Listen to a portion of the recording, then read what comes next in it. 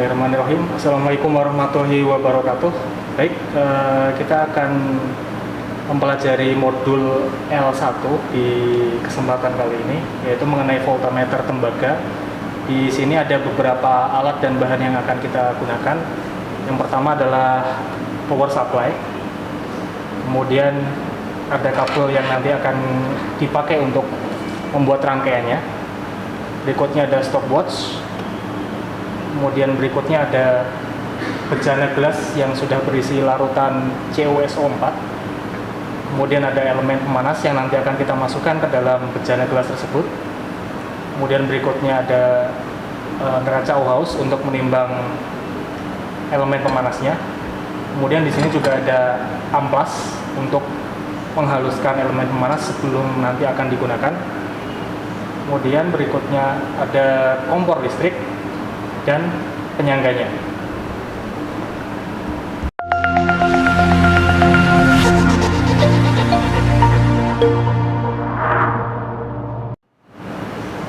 Oke, dan sebagai informasi di power supply yang akan kita gunakan sekarang itu sudah ada voltmeter dan ampermeter di dalamnya, di mana di alat dan bahan itu salah satu alatnya adalah ampermeter, sehingga di sini nanti akan kita manfaatkan ampermeter yang sudah ada di power supply ini untuk membaca pengukuran arus.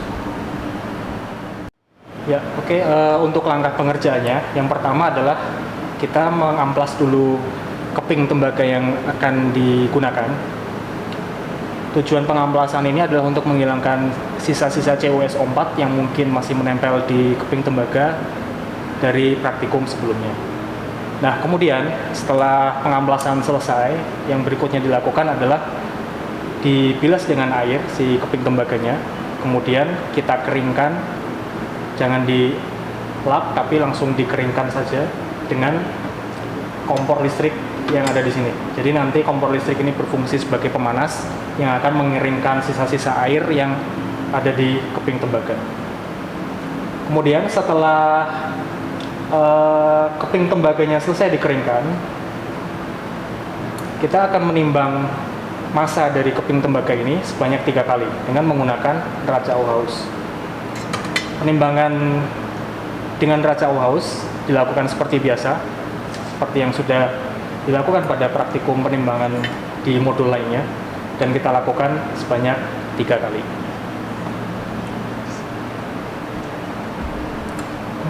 Kemudian hasil penimbangan dari massa keping tembaga ini kita isikan ke kolom massa 1 atau massa M1 yang ada di tabel pengamatan. Ya, oke. Setelah proses penimbangan keping tembaga selesai dilakukan, langkah berikutnya adalah kita akan membuat rangkaian voltameter tembaganya.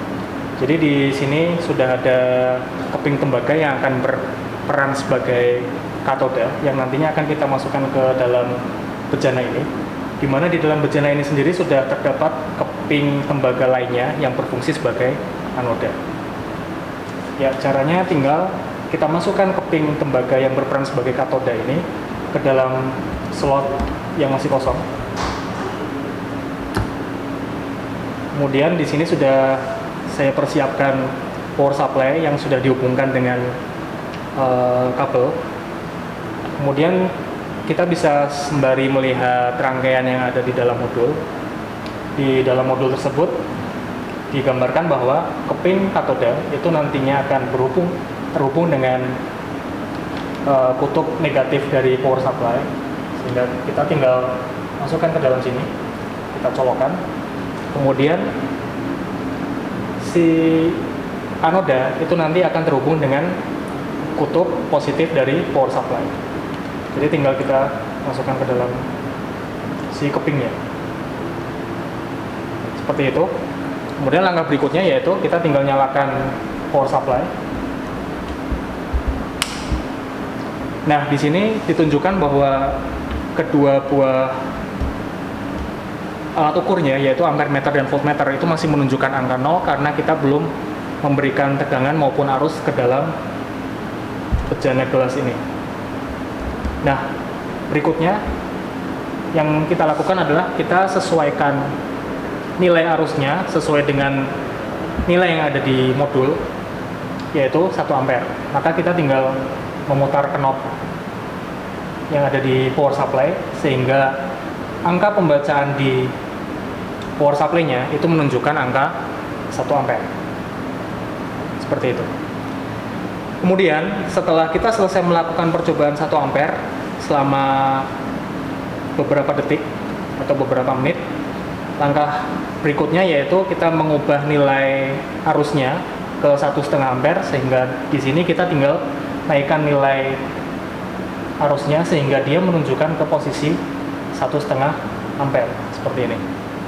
Dan terakhir, sama seperti sebelumnya, kita variasikan nilai arusnya ke 2 ampere.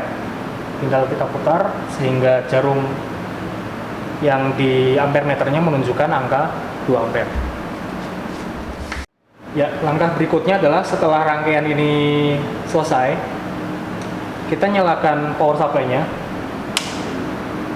Nah, setelah kita nyalakan power supply-nya, kedua jarum pada voltmeter dan pada ampere meter itu masih menunjukkan angka 0 karena kita belum memberikan arus ke dalam kedua buah elektroda ini, yaitu ke katoda dan anodanya belum ada arus yang mengalir. Kemudian kita sesuaikan besarnya arus yang mengalir itu sesuai dengan modul, sesuai dengan tabel yang ada di modul, yaitu 1 ampere, 1,5 ampere, dan 2 ampere. Untuk 1 ampere itu nantinya akan diambil data selama 1800 detik atau 30 menit. Kemudian untuk 1,5 ampere itu waktunya adalah 1200 detik atau 20 menit. Kemudian yang terakhir yaitu pemberian arus 2 ampere itu dilakukan selama 900 detik atau 15 menit. Nah, pemberian arus cukup dilakukan dengan memutar knob yang ada di power supply ini. Kemudian kita perhatikan angka yang ada di bagian ampere meter, sehingga dia menunjukkan angka 1 di situ. Jarumnya menunjukkan nilai 1 ampere pada bagian ampere meternya. Dan ini kita lakukan selama 30 menit. Kemudian setelah pengambilan data tersebut selesai, langkah berikutnya adalah kita mengubah nilai arusnya ke 1,5 ampere. Nah, pengambilan data 1,5 ampere itu nantinya akan dilakukan selama 20 menit. Nah, ini diatur sedemikian rupa sehingga jarumnya tetap berada pada nilai 1,5 ampere. Kemudian setelah pengambilan data kedua selesai, terakhir yang dilakukan adalah kita mengambil data arus 2 ampere. Pengambilan data arus 2 ampere ini kita lakukan selama 900 detik atau maksudnya adalah 15 menit, yang nantinya waktu tersebut bisa Anda catat atau bisa diperhatikan dari stopwatch yang Anda pegang seperti itu. Baik, nah setelah kita melakukan pemberian arus sebesar 1 ampere, saya ambil contohnya 1 ampere. Setelah kita memberikan arus selama 30 menit dengan arus besar 1 ampere, maka yang akan kita lakukan berikutnya adalah kita matikan power supply-nya. Kemudian setelah power supply mati, kita lepas rangkaian. Setelah itu, katoda yang tadi ada di dalam bejana itu kita ambil, di mana kemudian katoda ini akan kita bilas kembali dengan air dan kita keringkan. Nah, setelah katoda tadi dibilas dengan air, kemudian kita lakukan proses pengeringan yang sama seperti sebelumnya, yaitu dengan menggunakan kompor listrik yang ditaruh di atas kompor listrik yang dipanaskan, sehingga air yang ada di katoda ini nantinya akan kering. Kemudian langkah berikutnya adalah kita akan menimbang kembali katoda dengan menggunakan neraca Ohaus. Nah, proses penimbangan dengan menggunakan neraca Ohaus ini kita masukkan ke dalam kolom M2 di tabel pengamatan. Dan pengambilan data masa M2 ini sama seperti tadi juga akan kita ulangi sebanyak 3 kali pengambilan data masa M2. Nah, langkah yang sama akan kita ulangi untuk pengambilan data 2 dan 3, yaitu untuk arus 1,5 ampere dan arus 2 ampere.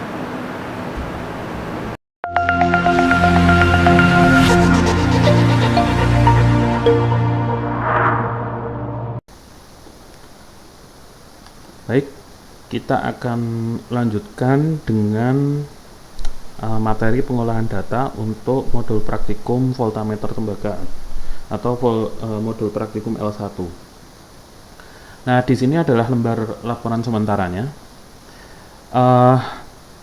Di sini kita bisa lihat yang diperoleh dari eksperimen atau praktikum sesuai yang di video petunjuk praktikum adalah masa 1 dan masa 2 ya. Jadi masa 1 itu adalah masa keping tembaga sebelum dicelupkan dan dialiri arus di dalam di dalam elektrodenya itu. Dan M2 ini setelah dia dialiri arus selama untuk percobaan pertama ini selama 1800 detik atau 30 menit dan arusnya di set 1 ampere ya. Nah, di sini 0,05 itu adalah ralatnya atau errornya, ketidakpastiannya gitu ya. Kemudian nanti di kondisi kedua arus yang dialirkan adalah 1,5 ampere selama 1200 detik atau selama 20 menit. Dan terakhir, kondisi terakhir itu arusnya di set sebesar 2 ampere selama 900 detik atau sekitar 15 menit. Nah, misalkan di sini Anda sudah praktikum dan Anda menggunakan 3 keping tembaga. 3 keping tembaganya itu yang untuk percobaan pertama, keping yang pertama ini sebelum percobaan Anda sudah dapatkan 3 nilai ini. Kemudian setelah dialiri arus sebesar 1 ampere selama 1800 detik, kemudian Anda angkat keping tembaganya, Anda bilas, dikeringkan, kemudian ditimbang lagi, ternyata masanya menjadi masa yang ini, masa 2 gitu ya. Begitu juga untuk percobaan-percobaan dengan kondisi yang lain, yang di sini adalah keping 2, ini masa sebelum dialiri arus, dan di sini adalah masa setelah dialiri arus listrik. Ini untuk keping 3, masa sebelum dialiri arus, dan di sini adalah masa setelah dialiri arus listrik sebesar 2 ampere selama 900 detik. Nah, kita bisa lihat nilai-nilainya itu adalah berbeda. Jadi masa setelah dialiri arus listrik itu masanya bertambah sedikit. Nah, kemudian yang perlu Anda hitung pertama adalah rata-rata dari 3 nilai yang ada di sini ya. Nilai 1, 2, dan 3 ini Anda rata-ratakan, Anda taruh di sini. Kemudian nanti delta M-nya itu Anda letakkan di sini ya. Kalau delta M itu kan cara menghitungnya delta M1 misalnya. Berarti kan sama dengan, nah misalkan di sini kita hapus dulu, misalnya di sini ini misalnya kita kasih simbol ini MA, ini MB, ini MC gitu ya. Untuk data yang pertama, berarti kan saya punya kalau rata-ratanya kan jelas, misalnya ini M1 rata-rata itu kan berarti sama dengan MA plus MB plus MC dibagi dengan 3. Nah, ini kan rata-ratanya. Kalau Anda sudah dapat rata-rata, nanti cara untuk mendapatkan delta M1 itu adalah nilai mutlak dari M1 rata-rata dikurangi MA plus ya, nilai mutlak dari M1 rata-rata kurangi MB. Jadi dicari selisih nilainya ya. Nilai mutlak itu artinya bisa saja nilai yang ada di situ negatif, tapi karena kita ambil nilai mutlaknya berarti kita ambil positifnya. Kita ambil nilai positifnya gitu ya. Dan di sini M1 rata-rata dikurangi MC. Jadi sebenarnya cuma selisih antara rata-rata dengan masing-masing data MA, MB, dan MC, kemudian dibagi dengan 3 ya. Nah, ini adalah M1 rata-rata dan di sini adalah delta M1. Nah, cara yang sama juga dilakukan untuk menghitung yang ini untuk kondisi 2 dan kondisi 3, caranya sama persis. Kemudian untuk menghitung M2 rata-rata dan delta M2 caranya juga sama persis dengan cara yang baru saja kita jelaskan. Hanya saja datanya sekarang pakai data yang ini, data yang ini, data yang ini, dan data yang ini gitu ya. Sehingga nanti Anda peroleh rata-rata dan deltanya atau errornya. Rata-rata dan deltanya, rata-rata dan deltanya. Nah, sekarang ketika itu sudah terisi, Anda sudah hitung, saatnya Anda menghitung rata-rata M. Nah, apa rata-rata M itu? Kita bisa lihat di sini. Nah, di sini ada kesalahan sedikit penulisan. Jadi M kecil di sini itu sebenarnya adalah M besar. M besar rata-rata yang itu ada di sini. Ya, oke. Jadi ini adalah delta M juga. Ya, bukan M kecil tapi M besar. Sehingga M rata-rata yang ada di sini itu sesuai dengan definisi yang ada di sini, yaitu M2 rata-rata dikurangi M1 rata-rata. Sehingga kalau saya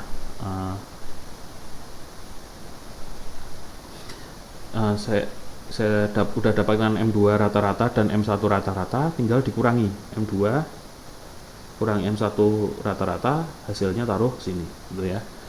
Nanti delta M-nya gimana? Delta M-nya itu adalah di sini. Delta M itu adalah delta M1 plus delta M2. Jadi nilai yang ini Anda jumlahkan dengan nilai yang ini, Anda taruh di sini hasilnya. Gitu ya. Jadi itu nanti semua terisi dengan cara yang sama. Nah, terakhir kita akan menghitung IH. IH ini adalah arus, kuat arus hasil perhitungan secara percobaan, secara teorinya gitu ya. Jadi kita udah dapatkan nilai-nilai dari nilai-nilai massa ini, kemudian kita akan mencari nilai IH-nya. Nah, IH ini nanti seharusnya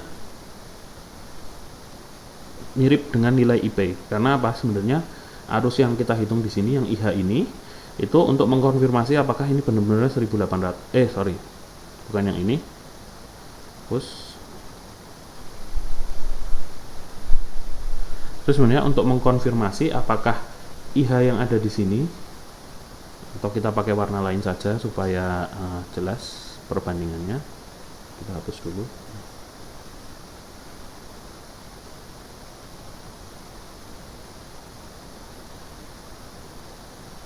Kita pakai warna hijau misalnya.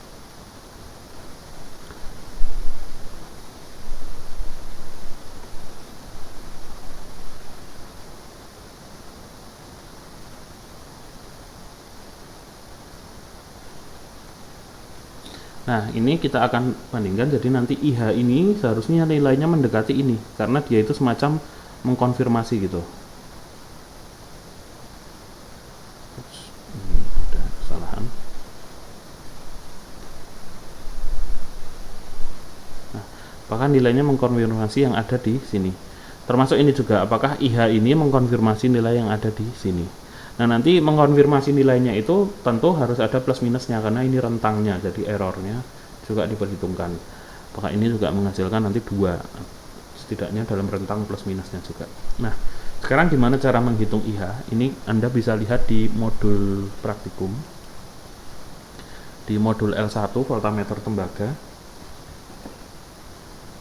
Kita akan lihat.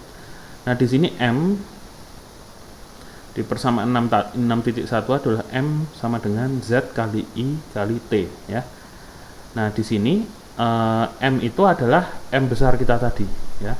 M yang ada kecil di sini ini sebenarnya adalah M besar rata-rata yang ada di sini. Jadi M yang ada di sini itu sebenarnya adalah M ini ya. M yang ada di sini. M yang ini. Ini M-nya. Tuh ya. Dan I yang ada di sini, itu adalah IH. Jadi kita tulis aja di sini M sama dengan ZIT. Kita akan tuliskan di sini M itu sama dengan ZIT ya. Jadi M-nya itu sebenarnya adalah M rata-rata kita yang ada di sini. I-nya itu adalah IH ini, dan T yang ada di sini itu adalah T ini 1800 ini ya. Sehingga kalau saya mau dapatkan I itu sama dengan M rata-rata dibagi dengan Z kali T. Nah, tentu saja I-nya ini adalah IH kita yang ada di sini. Ya, IH ini. Nah, M-nya apa? M-nya ini kan udah dapat dari sini tadi. Ini M-nya masing-masing udah ada. Ya kan? Kemudian Z, Z ini suatu konstanta yang tadi nilainya udah diketahui kalau di sini. Z adalah ekuivalen elektrokimia. Nilainya kita nanti akan ada. Oh ya, di sini belum dituliskan. Sebenarnya nilainya ada, cuma nanti kita akan tuliskan di keterangan di modul praktikum yang ada di Google Classroom ya. Nanti Z-nya akan diberikan nilainya. Ini ada nilainya, cuman di sini lupa belum dicantumkan sepertinya. Kemudian jadi nanti Z ini ada nilainya. T ini dimasukkan apakah 1800 ataukah 1200 ataukah 900 gitu ya. Nah, untuk menghitung delta IH-nya gimana? Nah, sekarang kita akan menghitung delta IH. Nah, delta IH itu sama dengan di sini kan yang ada deltanya itu adalah delta M, kan gini ya, delta M dan juga delta T. Nah, nanti di sini kita akan hitung caranya itu adalah di sini saya punya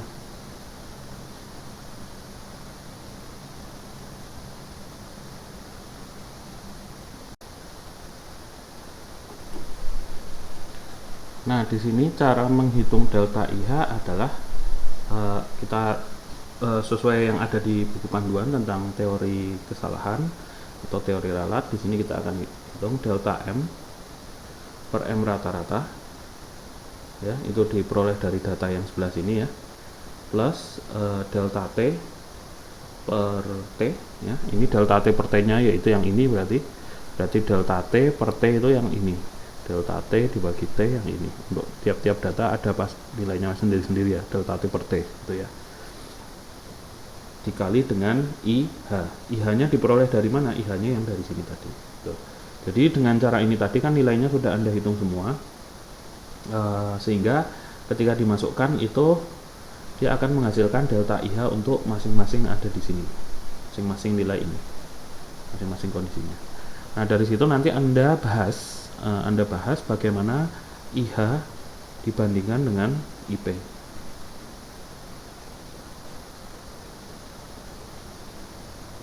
Ya, I dari pengamatan dan I yang dihitung, gitu ya. Nah, selebihnya Anda tinggal juga jawab pertanyaan akhir yang ada di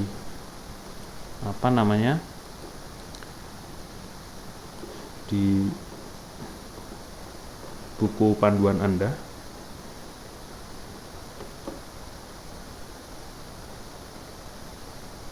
Nah, jadi misalkan nomor 1 berdasarkan jumlah endapan yang didapat yaitu massa, hitunglah jumlah muatan yang mengalir untuk tiap-tiap percobaan selesatan. Nah, itu kalau Anda mau menghitung ini Anda bisa lakukan ini.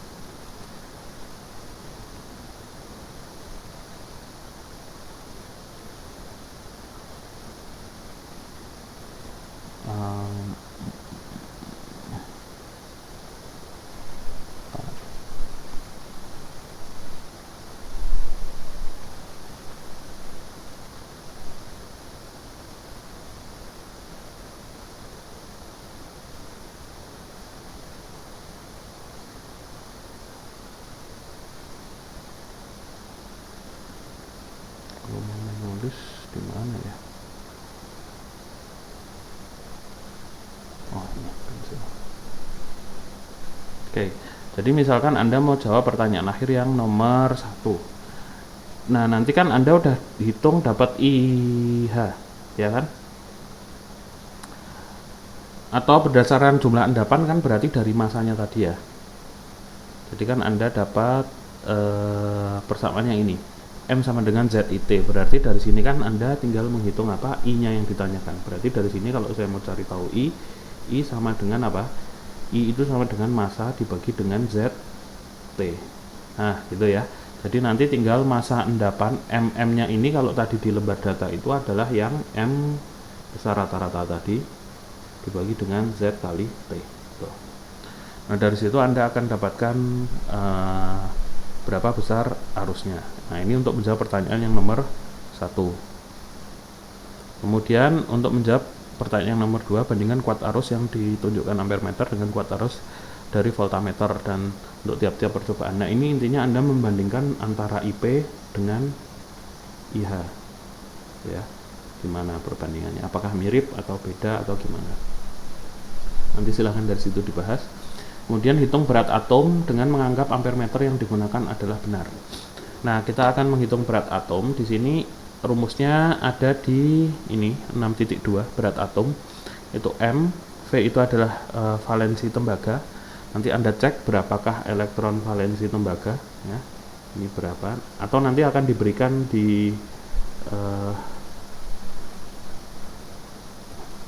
ini nanti diberikan di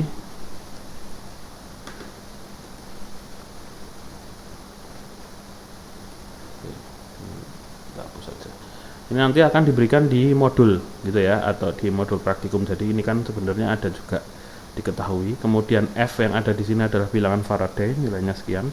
IH ini yang Anda peroleh tadi dari I hitungan, dan T-nya juga udah ada untuk masing-masing percobaan. Jadi nanti berat atomik dari tembaga itu nanti bisa diketahui dari rumusan itu. Kemudian yang terakhir, bandingkan hasil perhitungan di atas dengan literatur, cek apakah sama atau enggak hasil Anda di berat atom. Kemudian mengapa keping katoda harus dicuci dulu? Nah, ini kan prosedural, silahkan Anda jawab. Kemudian nah, ini nomor 5 dan 6 itu prosedural, silahkan nanti Anda coba menjawab itu gitu ya. Nah, intinya itu nanti kemungkinan nilai-nilai yang belum ada di sini akan diberikan di modul yang tersedia di Google Classroom, yaitu valensi tembaga dan nilai Z yang ada di sini, yaitu ekuivalen elektrokimia. Ya, mungkin ini yang bisa saya berikan, kurang lebihnya mohon maaf. Wassalamualaikum warahmatullahi wabarakatuh.